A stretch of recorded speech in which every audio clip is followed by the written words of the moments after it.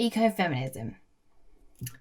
So tired of lies, bored of no real democracy, bureaucracy, rhetorics of political validity revolving in fallacy. Apparently, it's okay to hurt us. We can't move. Tell us to be silent, to stay put, to be absent. Look around. We are already fucking absent.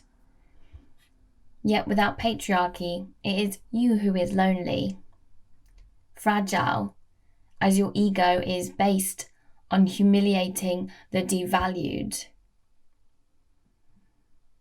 They promoted patriarchy. It was regressive, oppressive, narcissism, and I know you want to keep talking your moronic misogyny, but your philosophy is denigrating our equality and erases my gender identity. So I'm done with your obsolete ideas, your poisonous fears of our transformative abilities.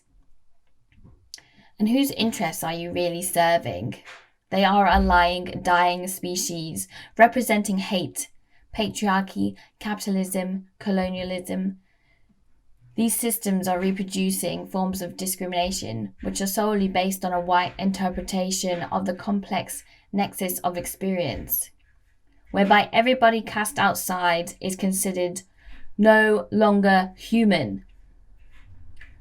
People in poverty, people with disabilities, the most vulnerable in society, and places where the vulnerable can be supported are closing, funding reducing. And even those of us who are categorized as the priority groups are still waiting months on waiting lists, whilst the government keeps attacking these vital services, lifelines. And locally, we have continued cuts bleeding out our precious mechanisms of collective support, slicing up funding for benefits, cutting access to support programs, a closing invitation for those born into a context usually considered a limitation. Government is also destroying any favourable policies and facilities for refugees, migrants who are economic refugees because of coloniality, stripping different lands of means of making money disguised under the guise of modernity. As if we haven't taken enough in utter greed from other parts of the world. British empires built on top of imperial fires and robbed resources. So no, I'm not listening to your shit anymore. These ideas you're upholding, they are dated, and by now they should be dead. And whilst you're struggling to implement them, remember that one day we'll be in charge instead. So perhaps it is time to revalue the devalued, prioritise the marginalised, and invest in life-affirming politics. A politics which reveals interconnectedness.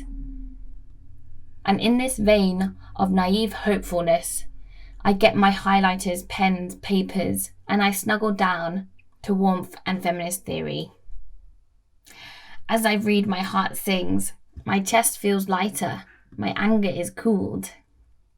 I can feel the thoughts knitting together into something else. These are pensive wombs, birthing evolutions. Reading these wise words, they pass me the dressing with which we are addressing the wounds of the world. Interconnectedness through intersectionality, a politics which dissolves the erected boundaries, undermining systems of binary opposition which are used to separate us, dominate and exploit us.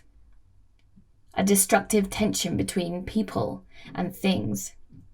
They delineate typologies of humans across the globe, casting aside those considered non-human, including creatures and nature. Luckily for us, they are fabricated, but they are also made real.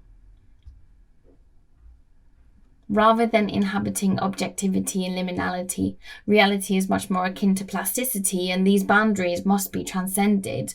So let's focus on an infamous boundary: gender. It is performative. I don't fit, and my identity splinters. I know I am malleable. I will somewhat disentangle myself from socially ascribed norms, but it's always at a great risk. I still try and bloom in my queerness and non-binary gender fluidity, and that's all we're asking for. Some plurality. My so-called disabled mind is vibrant and thriving, and I am real. I am existing, valid and persisting. I need acceptance, not to be fixed to one category.